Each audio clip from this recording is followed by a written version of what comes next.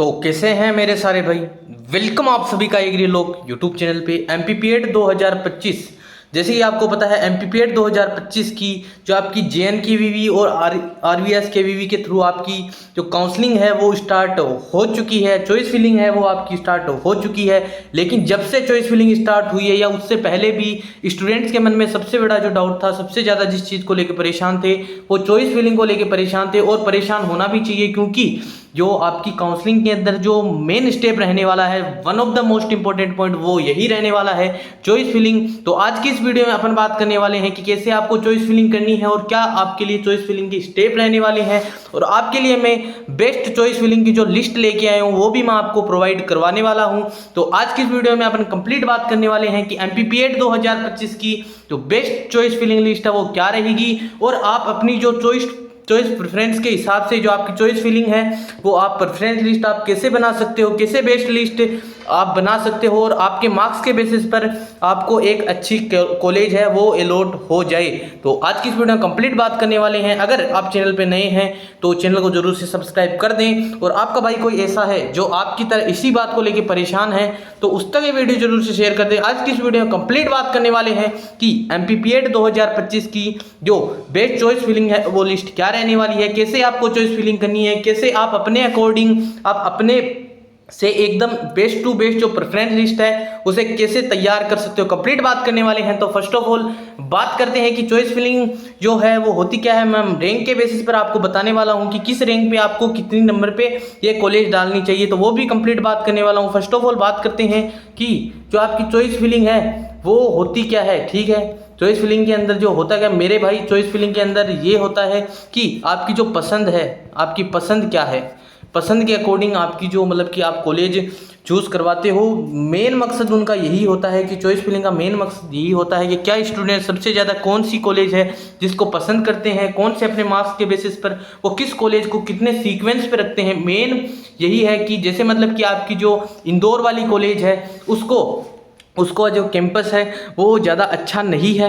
ठीक है, उसका जो कैंपस है वो ज़्यादा अच्छा नहीं है लेकिन स्टूडेंट उसे सबसे ज़्यादा पसंद करते हैं क्योंकि वो एक जो मतलब कि सिटी के एरिया में आ गई। आपको पता है इंदौर को मिनी बॉम्बे भी कहा जाता है, तो वहाँ पे नंबर ऑफ स्टूडेंट्स भी ज़्यादा होते हैं और जो मतलब कि स्टूडेंट्स होते हैं वो सोचें कि हम अपने स्टेट में ही चले जाएं, अपने स्टेट जैसे मतलब अपने डिस्ट्रिक्ट में ही चले जाएं। तो बहुत सारे ऐसे स्टूडेंट हो जो वहाँ पे स्टडी करते हैं और कहीं ना कहीं सिटी वाइज वो वहाँ पे जाना पसंद करते हैं। कैंपस उसका अच्छा नहीं है लेकिन उसकी कट ऑफ आपको पता है हाई जाती है। तो मेन मकसद जो यही है कि आप अपनी पसंद के अकॉर्डिंग, आप अपने सीक्वेंस मार्क्स के अकॉर्डिंग आप किस कॉलेज को कितने नंबर पे सिलेक्ट करते हो, इसी के लिए यूनिवर्सिटी है जो चॉइस फिलिंग करवाती है। तो आपको समझ में आ गया होगा चॉइस फिलिंग क्यों करवाती है। ठीक है, उसके बाद में अगर हम बात करूं जैसे मतलब कि कोई एक स्टूडेंट है जिसका नाम, एक का नाम तो नितिन है, ठीक है, और एक का नाम रोहित है। ठीक है, दो स्टूडेंट्स हैं। ठीक है, एक ने क्या किया लो, जैसे मतलब कि ऊपर बेस्ट कॉलेज सिलेक्ट करे, उसके बाद में लो कॉलेज सिलेक्ट करे। ठीक है, इसके मार्क्स कितने हैं, इसके मार्क्स 90 हैं, इसके मार्क्स कितने हैं, इसके मार्क्स 91 है। ठीक है, तो उसके बाद में इसने क्या किया, ऊपर क्या डाल दी, JNKVV डाल दी। ठीक है, जबलपुर वाली डाल दी। उसके बाद में उसने क्या किया, RVSKVV डाल दी। ठीक है, उसके बाद में इसने सीक्वेंस वाइज जैसे कॉलेज यहाँ पे डाल दी। लेकिन इसने क्या किया, रोहित ने इसके 91 मार्क्स है, इसने क्या किया, वो ये करेगा कि 91 मार्क्स पे आपको पता है जैसे मतलब कि 91 मार्क्स पे इसकी रैंक जो आई वो आई 500। ठीक है, 500 ऐसे 500-600 इसकी रैंक आई। तो इसको पता चल गया कि JNKVV और RVSKVV तो हमको मिलने से रही। तो ये क्या करेगा, इसके मार्क्स के बेसिस पर, इसकी रैंक के बेसिस पर ये ऊपर कोई गंज बसोदा वाली कॉलेज है वो डाल दी। उसके बाद में जो टीकमगढ़ वाली कॉलेज है वो डाल दी। उसके बाद में जो खुरई वाली कॉलेज है वो डाल दी। तो ऐसे वो क्या करेगा, अपने मार्क्स के अकॉर्डिंग वो क्या करेगा, जो कॉलेज है वो सिलेक्ट करेगा। ये स्टूडेंट क्या करेगा, बेस्ट कॉलेज को ऊपर डालेगा, चाहे इसको मिलो या ना मिलो, लेकिन ये इसी हिसाब से डालेगा। लेकिन ये अपनी मार्क्स के बेसिस पर कॉलेज डालेगा। आपको पता है कि जो मतलब कि आप कितनी भी यहाँ पे कॉलेज डाल दो, इससे कोई मतलब नहीं है कि अगर आपने JNKVV RVSKVV ऊपर रख दी लेकिन आपके उतने मार्क्स ही नहीं है तो आपको कॉलेज अलॉट होने के चांसेस ज़्यादा हो जाते हैं। तो ऐसा कुछ नहीं है मेरे भाई, आपके जितने मार्क्स होंगे, इसकी मतलब कि ये चीज़ बताने का मेरा एक ही मकसद है, आपके जितने मार्क्स होंगे उसी के बेसिस पर आपको सीट अलॉट होगी, जितनी आपकी मेरिट है, जितने आपके नंबर हैं, जितनी आपकी रैंक है, उसी के बेसिस पर आपको कॉलेज अलॉट होनी है।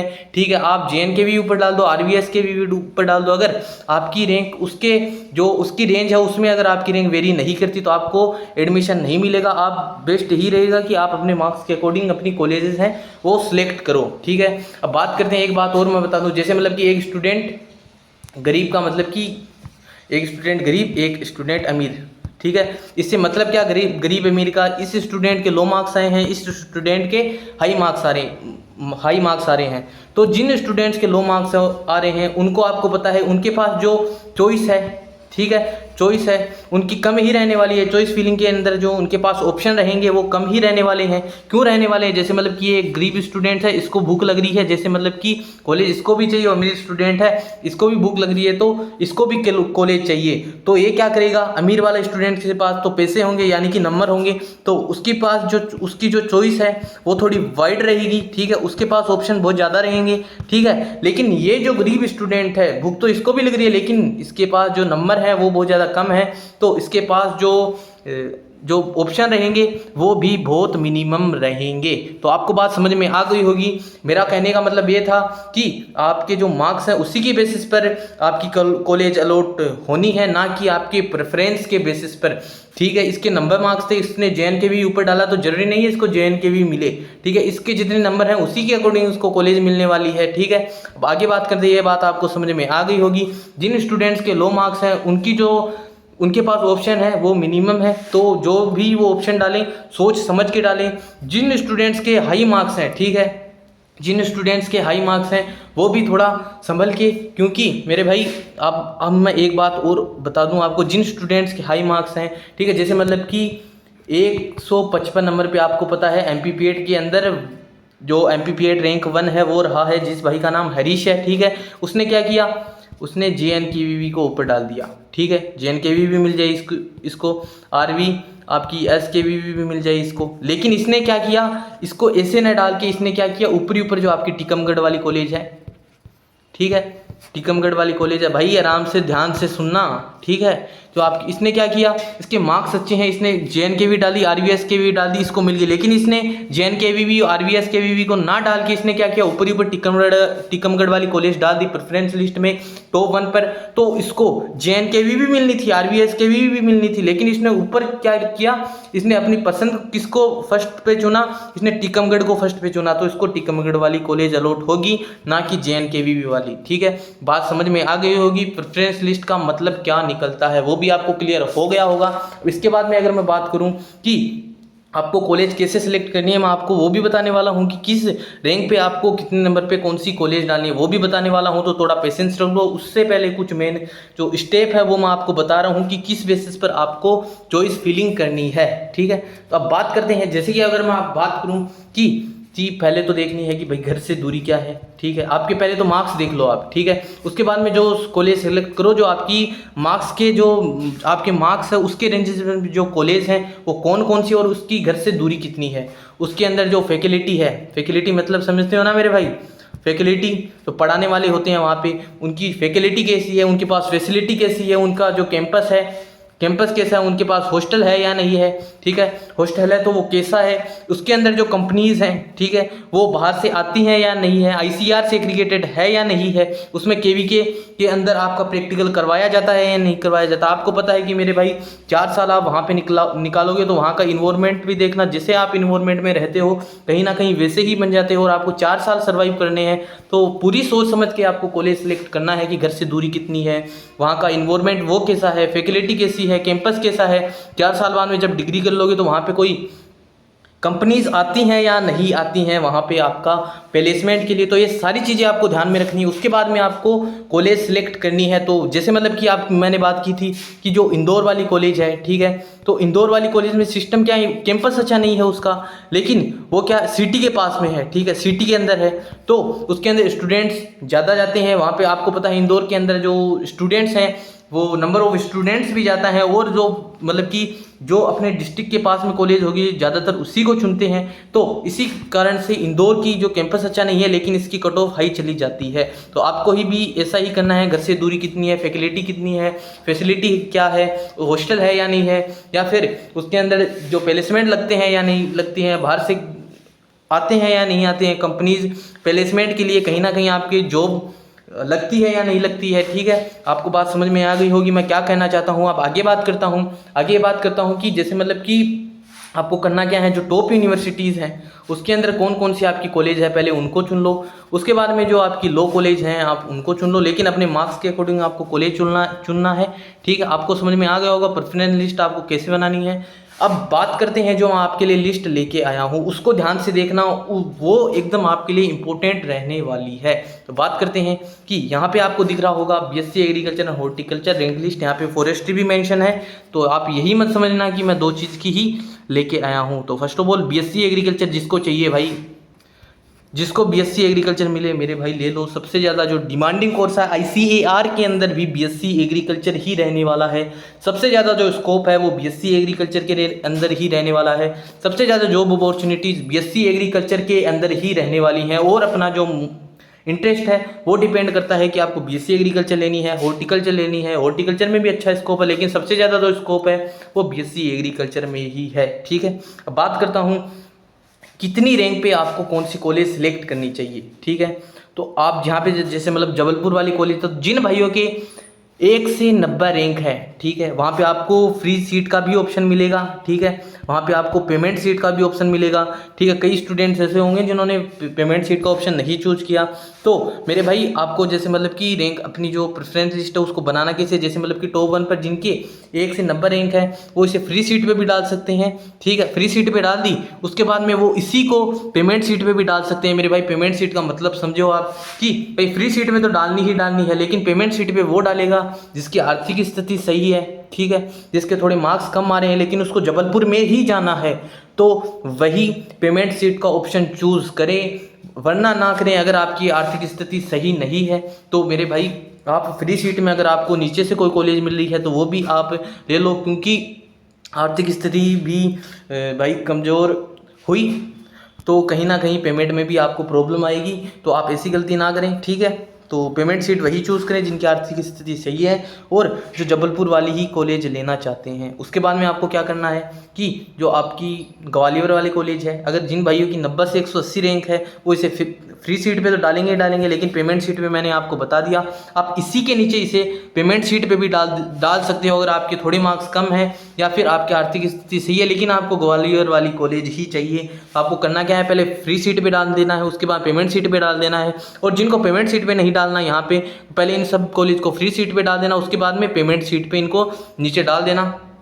और एक टेलीग्राम पे मुझे मैसेज आया कि भैया हमें कुछ आइडिया नहीं है कि कैसे हमें चॉइस फिलिंग करनी है, तो उनके लिए ही ये वीडियो रहने वाला है। जो मोस्ट इंपॉर्टेंट पॉइंट मैं आपको बता रहा हूँ, ये जो मैं बता रहा हूँ ना आपको, ये मोस्ट इंपॉर्टेंट रहने वाला है। इसी के बेसिस पर आप अपनी जो प्रेफरेंस लिस्ट है उसे मॉडिफाई कर सकते हैं। ठीक है, उसके बाद में अगर हम बात करें जो इंदौर वाली कॉलेज है, जिन भी स्टूडेंट्स की 180 से 275 तक रैंक है वो इस कॉलेज को अपनी प्रेफरेंस लिस्ट में ऐड कर सकते हैं। ठीक है, फ्री सीट पे भी लगा सकते हैं, इसी के नीचे पेमेंट सीट पे भी लगा सकते हैं। और अगर ये सारी कॉलेज फ्री सीट पे लगा के नीचे पेमेंट सीट में लगाना चाहो तो वो भी आपकी मर्जी है। ठीक है, आपको मैंने समझा दिया। टीकमगढ़ वाली कॉलेज है, अगर जिन भाइयों की 180 से 370 रैंक है तो वो मेरे भाई टीकमगढ़ वाली कॉलेज है। जिन स्टूडेंट्स की 180 से 370 रैंक है वो इस कॉलेज को, भाई टीकमगढ़ वाली कॉलेज नहीं है, ये रेवा वाली कॉलेज है। ठीक है, रेवा है ये। ठीक है, समझ जाना। ठीक है, रेवा वाली, और इस पीडीएफ को मैं आपको टेलीग्राम पे शेयर कर दूंगा तो वहाँ से आप इसे देख सकते हो। ठीक है, टीकमगढ़ वाली कॉलेज के लिए 170 से 450 रैंक, आप इसी के नीचे इसे पेमेंट सीट पर भी डाल सकते हो। आपको पता है एक अच्छी कॉलेज है, लेकिन अपनी आर्थिक स्थिति सारी चीज़ें देख के आपको पेमेंट सीट पे से डालना है। पहले फ्री सीट पे डाल देना, बाद पेमेंट सीट में डाल दोगे। और कोई ऐसा डाउट लगे जो आपको क्लियर नहीं हो रहा तो आप मुझे टेलीग्राम पे भी मैसेज कर सकते हैं। उसके बाद में आपको क्या है, सिरो वाली कॉलेज है, जिन भाइयों की रैंक 450 से 550 तक आ रही है वो इस कॉलेज को डाल सकते हैं। उसके बाद में जो खंडावा वाली कॉलेज है 550 से 650 नहीं मेरे भाई 610-20 तक आप इस कॉलेज को अपनी प्रेफरेंस लिस्ट में डाल सकते हैं। उसके बाद में जो पवारखेड़ा वाली कॉलेज है उसको 780 से 800 अगर जिनकी रैंक है वो इसे प्रेफरेंस लिस्ट में डाल सकते हैं, पहले फ्री सीट पे, उसके बाद में पेमेंट सीट पे।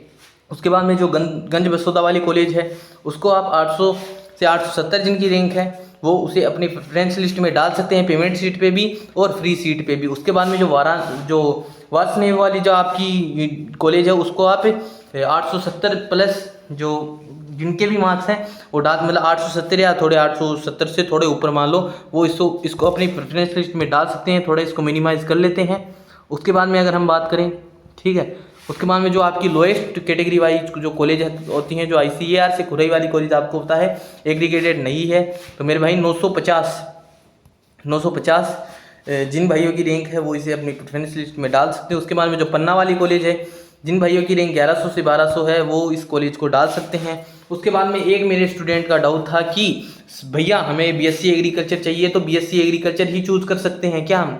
तो ऐसा नहीं है मेरे भाई, हॉर्टिकल्चर भी आप डाल सकते हो। अब आपको क्या करना है, इसी के नीचे आपको हॉर्टिकल्चर डाल देना है, ठीक है। मंदसौर वाली कॉलेज, रहेली वाली कॉलेज और छिंदवाड़ा वाली कॉलेज, तो इसे आपको डाल देनी है अपनी कॉलेज।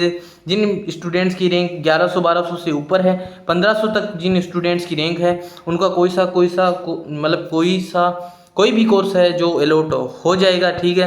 वो उनके चांसेस हैं कि उनको कोई सा कॉलेज अलॉट हो जाएगा। उसके बाद में अपनी फॉरेस्ट्री यहाँ पे डाल सकते हैं, ठीक है। अब आपको मैंने लिस्ट दिखा दी, ये लिस्ट मैं आपको टेलीग्राम पे शेयर कर दूंगा, ठीक है। आपको हर एक पॉइंट मेरी तरफ से मैंने क्लियर किया है, लेकिन आपको कुछ ऐसा लगा हो जो आपकी समझ में नहीं आया तो आप मुझे पर्सनल मैसेज करके बता सकते हैं। आप मुझे DM कर सकते हैं, टेलीग्राम पे भी कर सकते हैं, इंस्टा पे भी कर सकते हैं, वीडियो के डिस्क्रिप्शन में आपको लिंक मिल जाएगी।